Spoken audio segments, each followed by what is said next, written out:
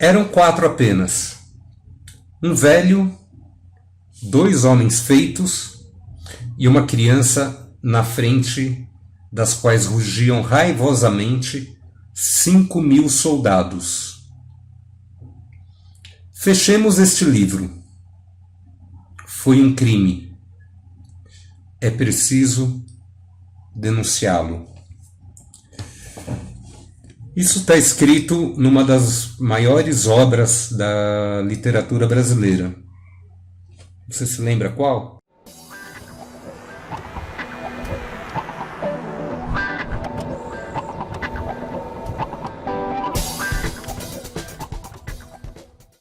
Meu nome é Osmar, eu sou da equipe Focus Ensino e hoje nós vamos falar sobre o governo Prudente de Moraes.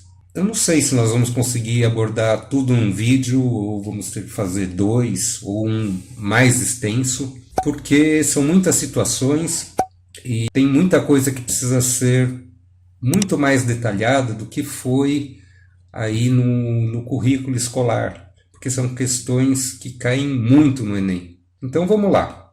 O Prudente de Moraes é o 3º presidente da República, porém ele é o primeiro eleito diretamente pelo povo. Isso se você considerar povo, vamos lá, apenas homens, mulheres não, acima de 21 anos, alfabetizados, considerando que 80% é analfabeto, sem exercer cargo militar ou religioso, isso vai dar aí uns 5% da população, mais ou menos. Mas foi uma eleição direta, a primeira. A gente tem que considerar também que o voto era aberto, né? E além de ser aberto, ele era falado, né? O sujeito tinha que ir lá e dizer quem estava votando. Bom, o Prudente de Moraes, nós falamos lá atrás, ele tinha disputado a presidência com o Marechal Deodoro da Fonseca e perdeu para o Marechal. O Prudente ele era um grande influenciador da abolição, ele era republicano, ele era federalista, ele tinha sido 4 ou 5 vezes deputado lá no período monárquico pelo Partido Republicano, e ele também foi presidente do estado de São Paulo e foi presidente da Assembleia Constituinte, essa que resultou na Constituição de 1891. Teve grande influência aí na questão da separação Estado e Igreja. O segundo colocado foi o Afonso Pena. Guarda aí o nome que ele vai ser nosso presidente. Ele colocou como ministro da Fazenda o Rodrigues Alves, que também vai ser nosso presidente, e o Bernardino de Campos. E o vice-presidente foi um cara chamado Manuel Vitorino, que tinha sido presidente do estado da Bahia e que era um florianista roxo. E aí, cara, eu vi dados divergentes sobre a eleição do Manuel Vitorino, né? Então tinha lá fontes dizendo que ele tinha sido eleito na mesma chapa do Prudente de Moraes por questão daquela aliança. Lembra lá no último vídeo que o PRP apoiou o Floriano Peixoto na Revolta da Armada e na Revolução Federalista. E eu vi fontes também dizendo que não, que ele tinha sido eleito no partido de oposição, pelo fato de ele ser florianista. E aí, cara, eu fui dar uma pesquisada melhor nisso e até me surpreendi. O Manuel Vitorino ele não foi eleito, porque não tinha vice-presidente nesse pleito eleitoral. Não tinha candidato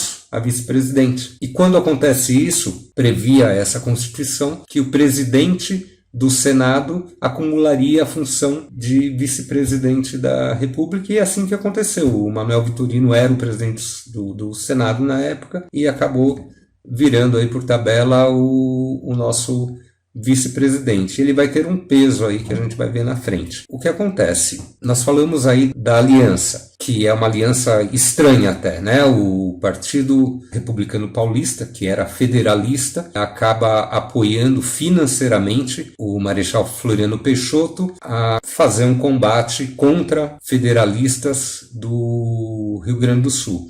Em troca disso, o Floriano Peixoto apoiaria aí o candidato que seria nomeado pelo Partido Republicano Paulista. E Floriano Peixoto, na verdade, deu uma coceira muito grande nele, porque o movimento florianista estava muito forte e tinha ali muitos florianistas, os jacobinos, lembra disso? Pedindo para que o Floriano permanecesse no poder, tivesse um segundo mandato. Coisa que a Constituição não permitia, né? Não estava previsto reeleição naquela Constituição.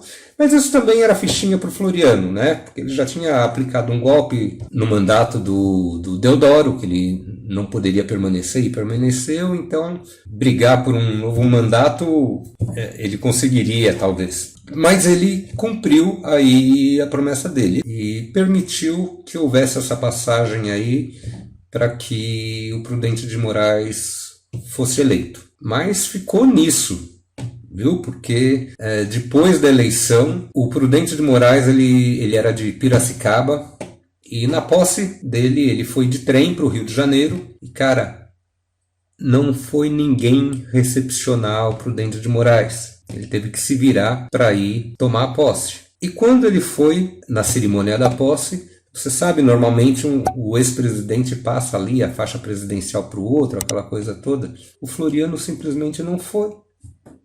Então a coisa já começou meio complicada para o Prudente de Moraes. E o Prudente de Moraes ele vai levar o governo dele com a sombra desse florianismo, né? A todo momento os caras enchendo o saco dele e chegam a chamar ele de Prudente demais, porque ele se recusava a usar a força e a usar o exército para resolver aí conflitos, e houveram vários conflitos no governo dele, mas quase todos, menos um, o Prudente de Moraes saiu muito bem pelo lado da diplomacia. Então, de cara, ele, na Revolução Federalista, que você lembra no vídeo passado, ainda não tinha acabado, continuava lá no Rio Grande do Sul, ele foi lá e fez um acordo de paz com os caras, restabeleceu a ordem. Ele fez um tratado de amizade com o Japão para fomentar a imigração de japoneses. Ele restabeleceu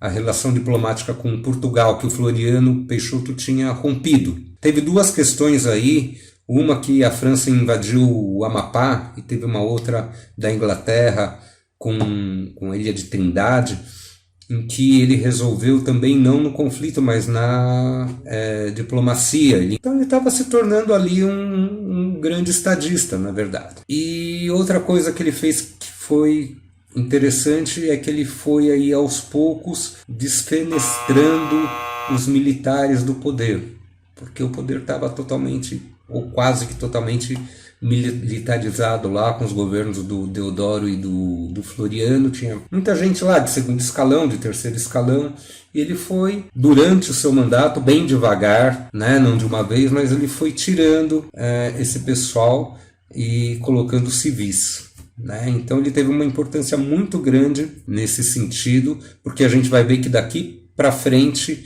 nós vamos ter governos aí civis e não mais militares. Economicamente, você lembra lá do encilhamento, lá do Rui Barbosa, isso ainda estava se arrastando nesse governo. A gente ainda estava em crise econômica. E foi feito aí uma operação de empréstimo com a Inglaterra e foi feita aí uma consolidação de toda a dívida para pagamento em 63 anos, cara. 63 anos para pagar, você imagina que doideira, quer dizer, ele jogou isso lá para os outros governos, né?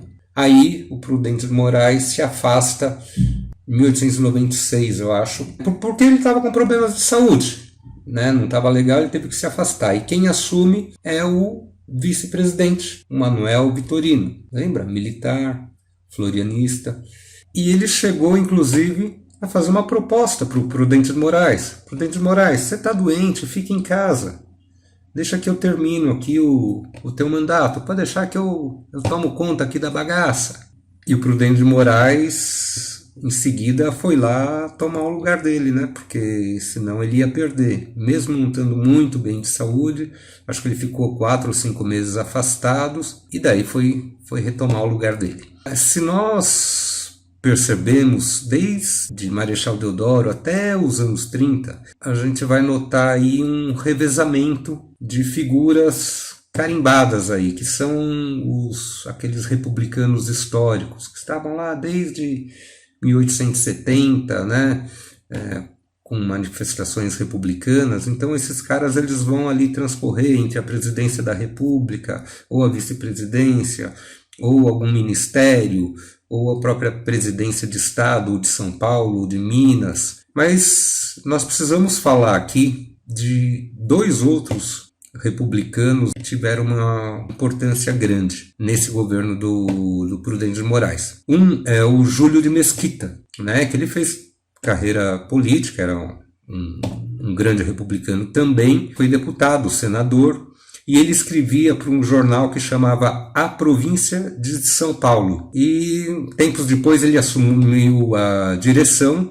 Ele comprou do Rangel Pestana, que é outro republicano histórico, e ele renomeou o jornal, que era a Província de São Paulo, para o Estado de São Paulo, porque tinha subido da condição de província para Estado, que é o jornal que nós temos hoje, o Estadão, o Estado de São Paulo. E Euclides da Cunha, que era um republicano desses fervorosos, né? Ele foi, para você ter uma ideia, ele foi expulso da escola militar na época da monarquia porque jogou a espada no chão em defesa da República. Mas aí ele começou a escrever no jornal O Estado de São Paulo. E aí a imprensa da capital fica sabendo que existe um grupo lá na Bahia, um grupo muito grande de revolucionários, armados até os dentes, que vão vir para a capital para depor a República e restaurar a monarquia. Olha que loucura, cara. E aí o Euclides da Cunha escreve ali um artigo bastante pesado contra esse grupo da Bahia, e ele termina dizendo que a República há de triunfar contra essa gente. Bom, o Júlio de Mesquita, do Estado de São Paulo, ele convida o Euclides da Cunha para cobrir a revolta como correspondente do jornal, para ir na Bahia. E o Euclides da Cunha aceita e parte para Canudos. Cara, nós estamos falando da Guerra de Canudos. Então vamos entender aí o que foi a Guerra de Canudos. Havia um líder, que é o Antônio Conselheiro. Antônio Conselheiro, ele tinha sido professor, era advogado, nunca tinha exercido, mas tinha formação, era comerciante também, e ele foi abandonado pela esposa e começou a vagar pelos sertões aí nordestinos. Ele ficou 25 anos perambulando. E aí ele chegou a Canudos, virou líder ali do arraial de Canudos. O Antônio Conselheiro, ele dizia que a República era o reino do anticristo. Ele era totalmente contra essa separação Estado-Igreja. Muitos índios e muitos escravos foram se juntando aí a esses sertanejos, né? Índios que eram completamente ignorados pelo governo, e os ex-escravos também. Você lembra, né? Houve abolição, mas não houve lá nenhuma reintegração, nenhum projeto, pelo menos, de reintegração. E a comunidade foi crescendo em Canudos, e os trabalhadores de fazenda, vários trabalhadores em fazendas, também começaram a sair das fazendas e se juntar aí ao Antônio Conselheiro, porque eles viviam numa situação, embora fossem trabalhadores, eles viviam numa condição muito precária com coronéis.